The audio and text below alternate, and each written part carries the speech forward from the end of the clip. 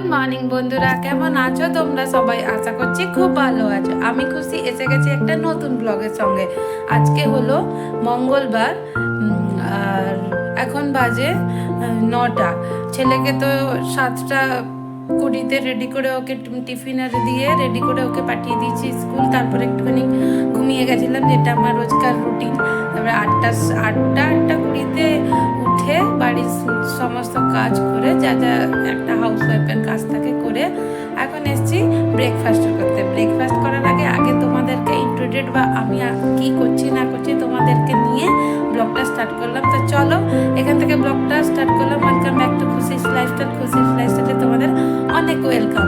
তো চলো, আজকে বানিয়েছিলাম চিজ পরোটা, মানে চিজ পরোটা ছেলেকে দিয়েছিলাম। চিজ পরোটা দিয়ে দিলে একটু মোটা মোটা হয়, তো দুটো দিয়ে দিলে ওর আর কিচ্ছু লাগে না। তো কালকে বলেই রেখেছিল যে মাম্মা চিজ পরোটা দেবে, তো চিজ পরোটা আর অরিও বিস্কিট 4টে দিয়েছিলাম।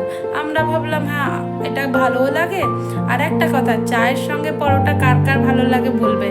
তো সেম আজকে চিজ পরোটা আর চাই ব্রেকফাস্ট করব। তো চলো দেখা যাক। তো চলো ব্লগটা এখান থেকে স্টার্ট করছি। দেখা যাক সারাদিন কি করি না করি সব তোমাদের সঙ্গে শেয়ার করব।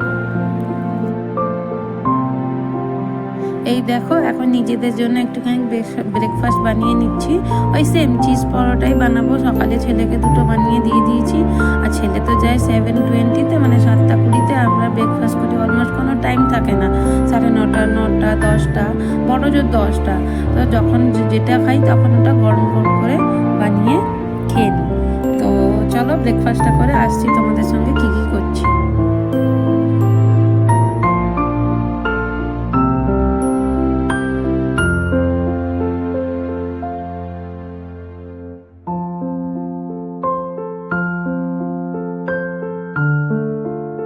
তো এখন চলে এসেছি ব্রেকফাস্ট করার পর। বাড়িতে যে কাজগুলো থাকে একটা হাউসওয়াইফের, যেমন এই সব কাজ, বিছানাটা তুলে নিলাম, তারপরে আর যা যা একটুখানি কাজ থাকে। এই দেখো যেটা দেখাচ্ছি, কার কার বাড়িতে বাচ্চা থাকলে বলো বিছানা থেকে রোজ একটা করে, একটা দুটো করে খেলনা বেরায়।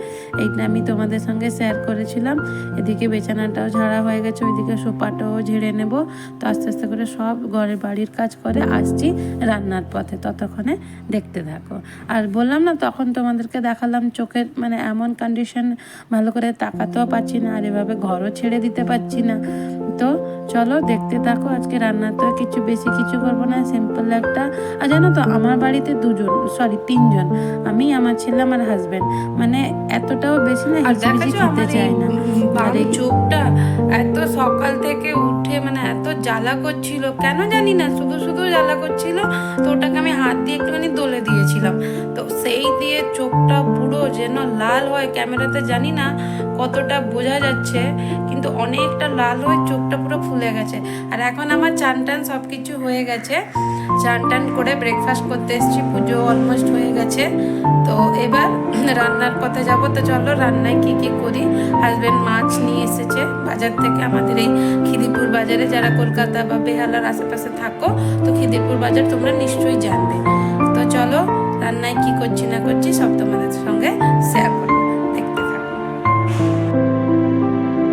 আর এই যে দেখো ব্রেকফাস্ট করার পর কাপড় যেগুলো ছিল ওগুলো ধুয়ে মেলে দিয়েছি। আর আকাশটা দেখো কি সুন্দর না।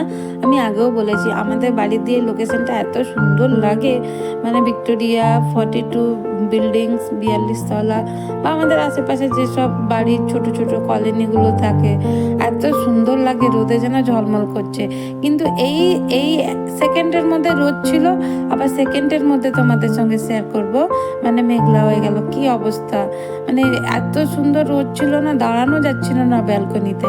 এখন চলে এসেছি, কিছু এঁটো বাসন, মানে গ্যাসের অবস্থা দেখেছো পুরো যেন হাল বেহাল হয়ে পড়ে রয়েছে। তো চলো এটাকে 1 মিনিটের মধ্যে, যেটা মানে যেভাবে মোবাইলে দেখি তো ওইভাবে করে নিই 1 মিনিটের মধ্যে। আর এই দেখো হাজব্যান্ড মাছ এনেছে, তো ওটাকে ধুয়ে যেটুকুন দরকার ওইটুকুন রেখে আজকে একটু বলেছে, হাজব্যান্ডই বলেছে যে একটু পাতলা জিরে ঝোল বানাতে, আর বেশি কিছু বানাতে না। তো আমিও সেইটাই করবো, কারণ আগেই দেখিয়েছি চোখটা এতটাও ভালো না। তো ওটাকে দেখা যাক কি রান্না করা যায়। ওইদিকে মাছটা ধোয়ার পর যেটুকুনি এঁটো বাসন টাসন ছিল ওগুলো ধুয়ে গুছিয়ে পুরো রান্নার পথে আসছি। ততক্ষণের জন্য দেখতে থাকো। আর ভাবছি আজকে একটু মাছের পেঁপে আলু দিয়ে একটু পাতলা জিরে ঝোল বানাবো। তো এখন যে পরিস্থিতি মানে কি বলবো, ওয়েদার এতটাই খারাপ চলছে, একটু দেখে শুনে বেঁচে না খেলে না সত্যি মানে বাচ্চাদের তো প্রত্যেকটা বাড়িতে মানে যেসব আমার চেনা জানা বান্ধবীদের বাড়িতে বা ওদের বাচ্চারা মানে কি বলবো প্রত্যেকটা বাড়িতে বাচ্চারা জ্বর। তো সেই জন্য আমাকে একটুখানি ভেবে চিন্তে চলতে হচ্ছে। আর এদিকে দেখো বাসন কুসনগুলো ধোয়া হয়ে গেছে। তো এবার আসছি রান্নার পথে।